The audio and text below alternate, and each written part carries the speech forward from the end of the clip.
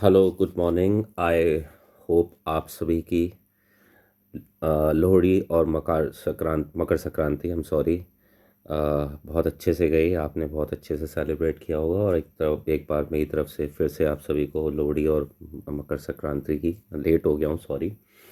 I was not planning to make a video but I had to.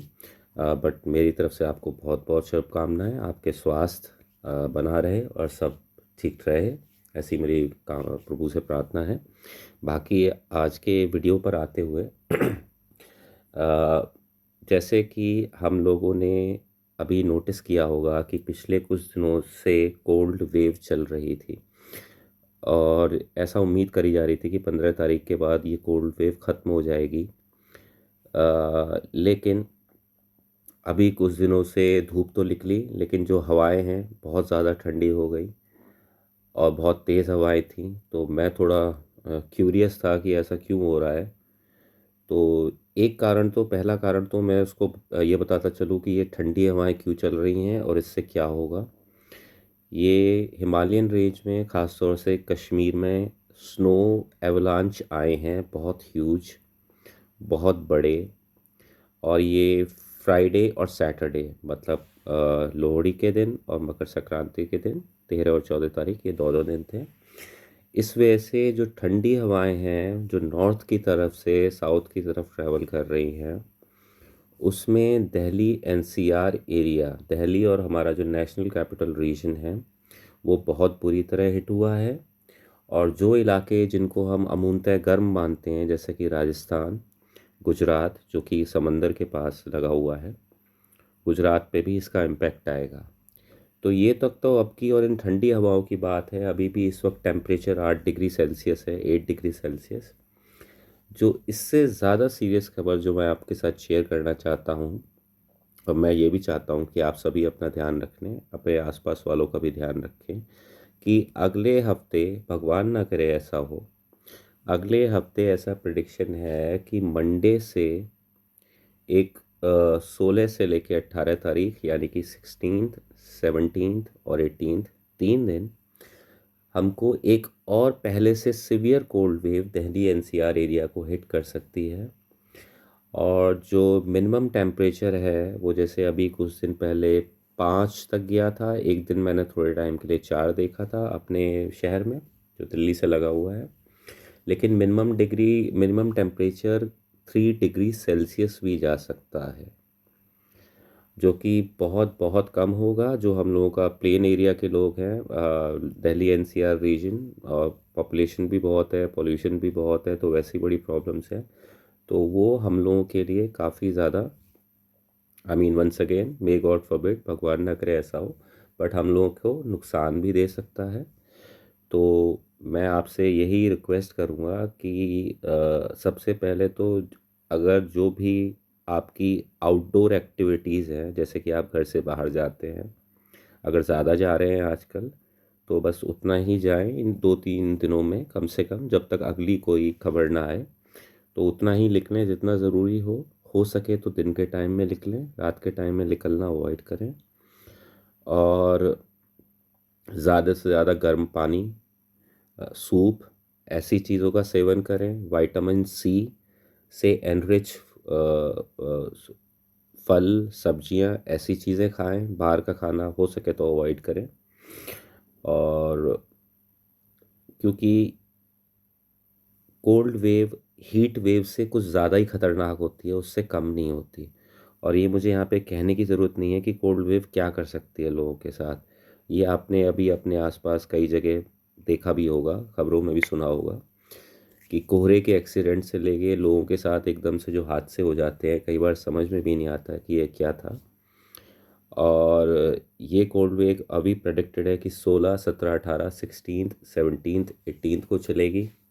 तो जैसा कि मैंने आपको बताया कि अपनी आउटडोर एक्टिविटी थोड़ा लिमिटेड कर लें, ऐसा खाना खाएं जिससे इम्यूनिटी पर अच्छा प्रभाव पड़े, इम्यूनिटी मजबूत हो। और ज़्यादा से ज़्यादा गर्म गुनगुना पानी, सूप, ऐसी चीज़ें लें ताकि बॉडी गर्म बनी रहे। और खाना कोशिश करें कि गर्मी खा लें, लेट ना खाएं। और ये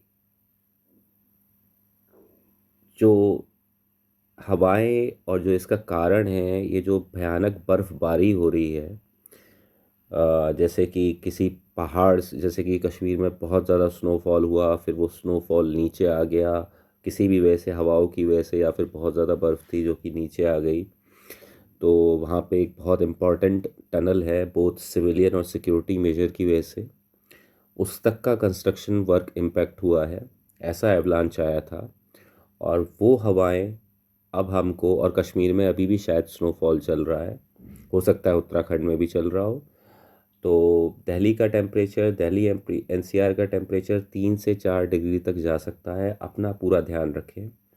लेकिन ऐसा अभी तक कोई, जैसे कई लोग ऐसे भी प्रेडिक्ट कर रहे हैं कि it may go up below 0 degrees, ऐसी कोई उम्मीद नहीं है। और भगवान ना करे कि ऐसा हो, बिल्कुल ना हो। हाँ, जो आइसोलेटेड पॉकेट्स हैं, जैसे कि जो खुले एरियाज होते हैं जहाँ पे किसी नदी के पास है या आपके आसपास हाईवे है, खेत के इलाके हैं, ऐसे इलाकों पे किसी न किसी टाइम पे टेम्परेचर 2 डिग्री तक भी जा सकता है। तो ध्यान रखें, जो वेदर चेक है आपके मोबाइल पर या आपके कंप्यूटर पे, टेम्परेचर देखते रहें। और एक मैं और आपसे विनती करना चाहूँगा कि ये जो कोल्ड वेव है, सबसे ज़्यादा जिन लोगों के पास घर नहीं है या फिर जो आवारा जानवर हैं, उनको सबसे ज़्यादा बुरी तरीके से हिट करेगी, क्योंकि उनके पास कोई सहारा नहीं है। तो अगर आप अपने आसपास किसी की हेल्प कर सकते हैं, किसी को कोई शेल्टर या किसी को कुछ खाना, ऐसा ना करें कि किसी और को परेशानी हो, किसी और को प्रॉब्लम हो। ऐसी जगह पर करें जहाँ पे सेफ़ हो। सबसे पहले किसी और को प्रॉब्लम नहीं होनी चाहिए। लेकिन अगर किसी इंसान को बिल्कुल नहीं प्रॉब्लम होनी चाहिए, किसी बच्चे को बिल्कुल नहीं प्रॉब्लम होनी चाहिए, या आप कोई ऐसी जगह प्रोवाइड कर सकते हो, या आप किसी ऐसी संस्था को जानते हो, जैसे रैन बसेरा होता है, या अगर आपका कुछ ऐसा कोई भी कनेक्शन है, तो इन आवारा जानवरों को वहाँ भी शिफ्ट कर सकते हैं। और ये होमलेस लोगों के लिए जो शेल्टर है, उस पर आई एम श्योर गवर्नमेंट काम कर रही है, और करना भी चाहिए। आपके आसपास जैसे कोई अगर रात की ड्यूटी देता हो और बाहर की ड्यूटी देता हो, तो थोड़ा सा ध्यान रखें, अगर आप उसके लिए कुछ लकड़ी वकड़ी का इंतज़ाम रख सकें, कर सकें। लेकिन सबसे पहले अपना ध्यान रखें।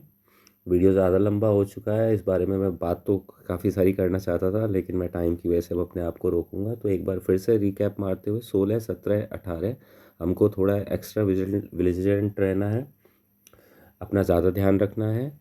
ऐसी चीज़ें खानी और पीनी है जिनमें विटामिन सी हो और इम्यूनिटी को बढ़ाए। और गर्म पानी, गर्म सूप, ऐसी चीज़ें ज़्यादा लेनी है। बाहर जाना बस जितना ज़रूरी हो उतना करें। और ज़्यादा डिपेंडेंस इन पे हीटर्स वगैरह पे भी कमरों के अंदर ना रखें, क्योंकि ये भी एग्जॉस्ट ये भी कमरे में सफोकेशन कर देते हैं, क्योंकि हीटर्स भी मोस्टली ऑक्सीजन किल करते हैं। तो डिपेंड करें। या फिर जैसे मेरे जैसे लोगों जिनको साइनस की प्रॉब्लम होती है, उनके लिए तो ये और भी ज़्यादा खतरनाक हो जाते हैं।